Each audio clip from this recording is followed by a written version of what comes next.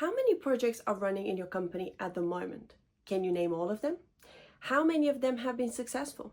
Leaders in companies have tens of or hundreds of projects happening all at the same time, because ultimately as a business you have loads of different problems you want to tackle, and that sounds like the right thing, but does that actually work?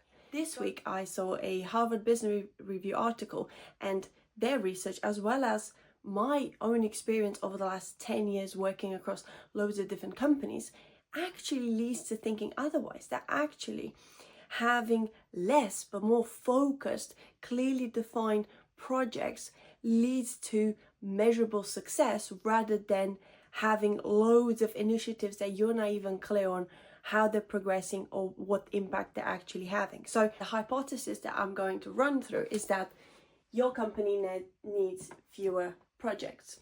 So let's break it down. Having loads of different projects can lead to overlap. So the first one is overlap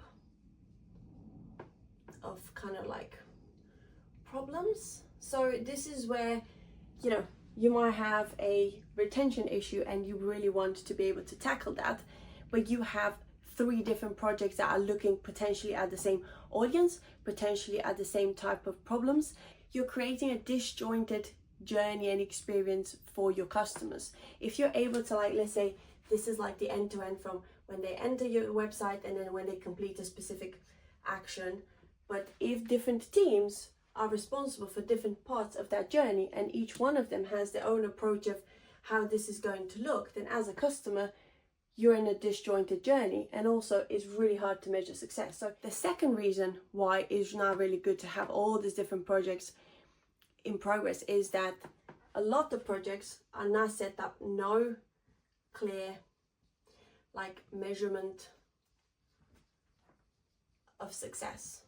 Most importantly, there's no measurement over time of how are these projects actually tracking against the goals we initially set for them. Because it's very easy to start with the problem and maybe start with, like, obviously you have like a specific audience in mind or like a specific goal you want to achieve, and then jump directly into a list of features, because we have this like assumption that we know that doing these things is going to lead to this goal, so we focus on the list of features. That adoption in companies of agile methodology leads to this kind of MVP view.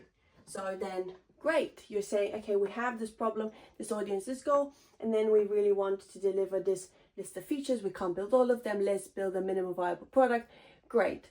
And then there's an assumption that building this is going to lead to this, and then people go off and then build this.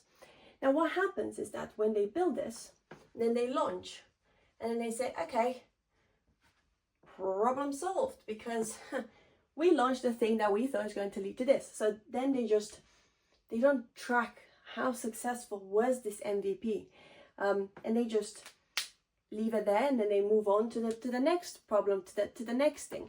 But ultimately, do you know this was successful? Do you know this achieved the initial goal you set for it? And the third reason why I think having too many projects doesn't actually lead to more impact is the fact that, the teams have split focus.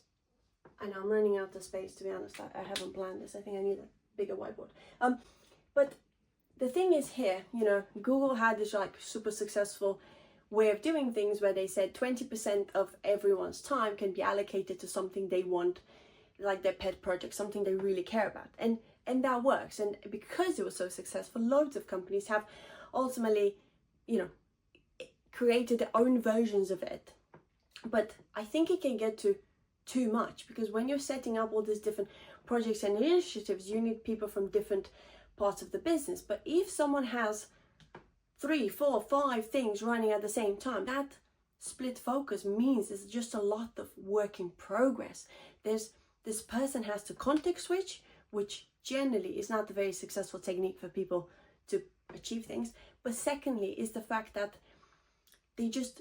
we kind of create delays. So let's go through a specific example. So what really matters for success of projects and success of companies, and it's been proven over and over again, is speed of decision making and momentum. If people are working on less things, then they'll be able to have the time to think through this or to dedicate to talking about these things more.